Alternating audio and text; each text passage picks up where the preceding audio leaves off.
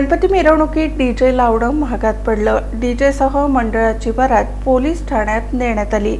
जिल्हाधिकाऱ्यांच्या आदेशानंतर वळसंग पोलिसांनी पहिलीच केलेली ही कारवाई ठरली। जिल्हाधिकारी कुमार आशीर्वाद यांनी डीजेवरील निर्बंधांचे स्वतंत्र आदेश काढले। पोलिसांनी देखील ध्वनी प्रदूषणासंदर्भात गावागावात बैठका घेतल्या, तरी सुद्धा दक्षिण सोलापूर तालुक्यातील NTPC फताटेवाडी येथील गणेशोत्सव मंडळानं विसर्जन मिरवणुकीत डीजे लावला होता।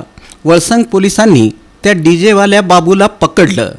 डीजे सिस्टीम आणि टेम्पो जप्त करून पोलीस ठाण्यात आणला। जिल्हाधिकाऱ्यांच्या आदेशानंतर वळसंग पोलिसांनी केलेली ही पहिलीच कारवाई ठरली।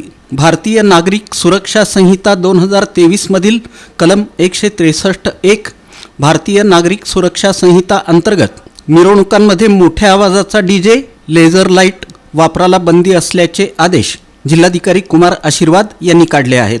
ग्रामीण पोलीस अधीक्षक अतुल कुलकर्णी यांनी देखील डीजे विरोधात सक्त सूचना केल्या आहेत, तरी देखील फताटेवाडी येथील गणेशोत्सव मंडळानं मंगळवारी विसर्जन मिरवणुकीत डीजे लावला होता।